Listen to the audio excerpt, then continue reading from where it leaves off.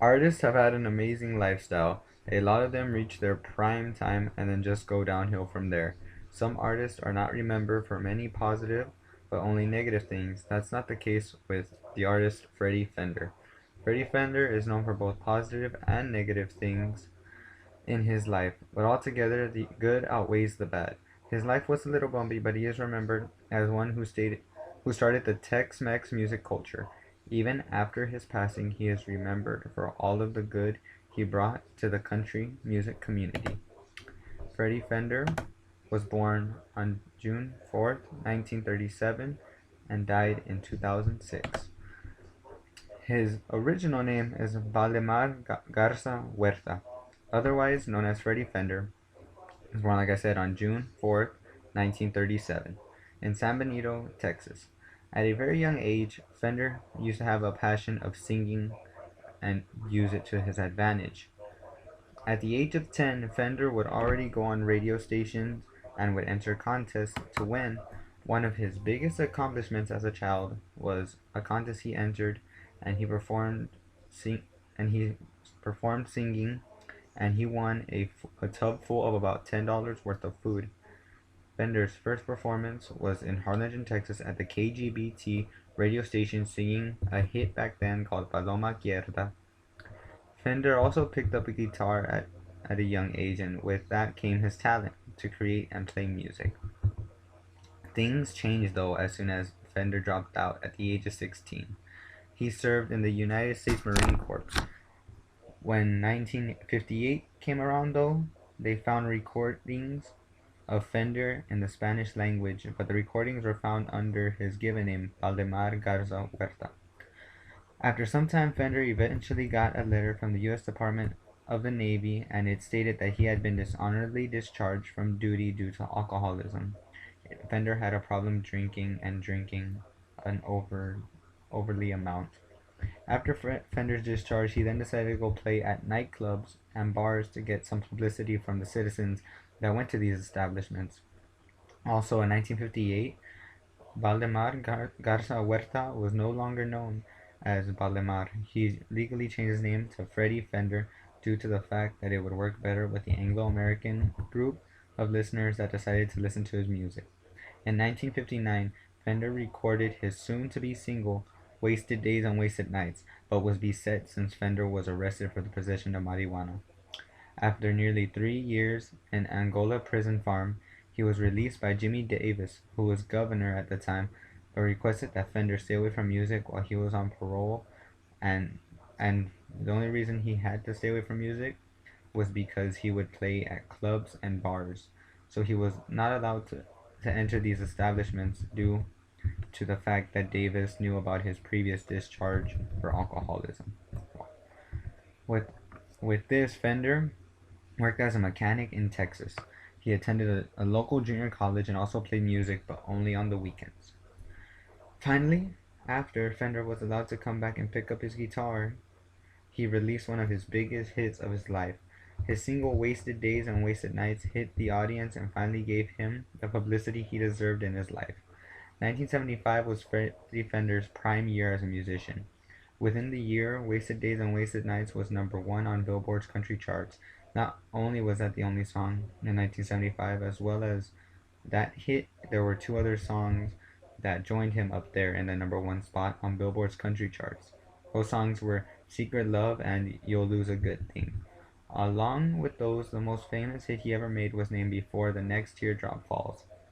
Before the Next Teardrop Falls was not only number one on Billboard's country charts, but was also number one on the Hot 100 charts in 1975 and are still considered classic songs to listen today. As the as the years followed, Fender had some songs reach high up there on the top 10 list.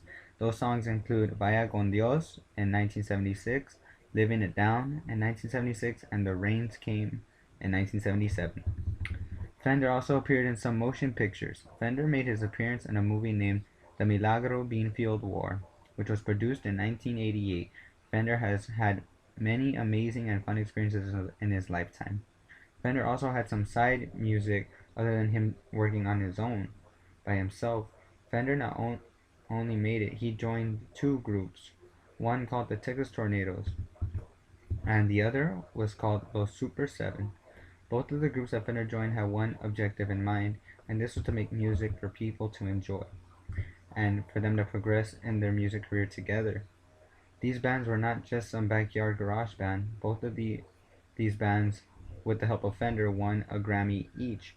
The Texas Tornadoes won the Grammy in 1990, and the Super 7 also won a Grammy, and it was awarded to them in 1998 for Best Mexican American Performance. Throughout these years, he remarried his past wife, Vanjie Muniz, in 1976. With remarrying his wife, he also had kids with his wife. Fender had three of his own, two boys and one girl, and the sons were named Sonny Fender and Danny Fender, and he had one biological daughter, which was named Tammy Fender.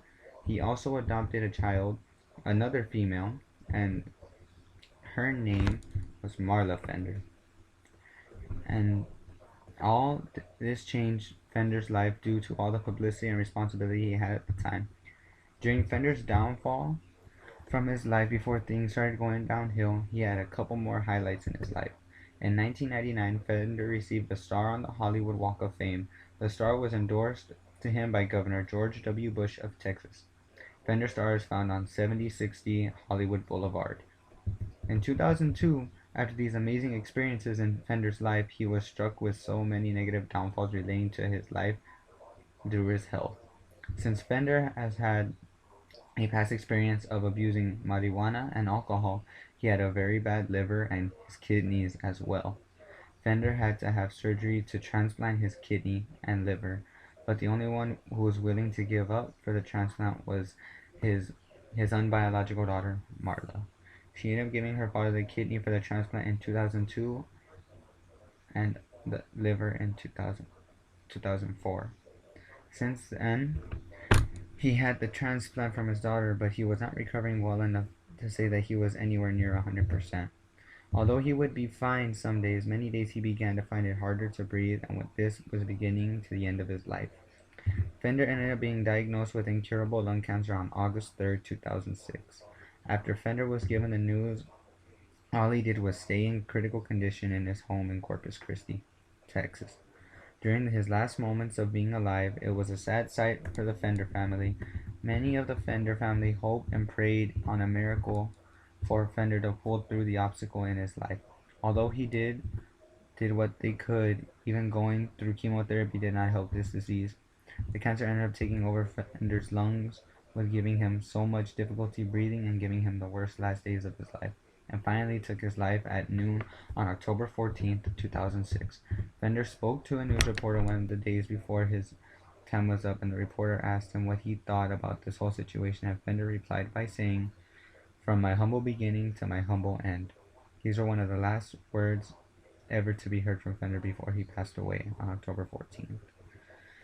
He stated before he died that he was almost 70, so that he lived a decently long life as well, and within that life he was able to experience what a lot of other individuals could not be, and he was privileged to have as an average human's lifespan. Freddie Fender, like everyone, reached the end of his lifetime, and like many, he experienced so many amazing opportunities. He also was able to create his own guitar name brand called Fender. These are acoustic and acoustic electric guitars as well.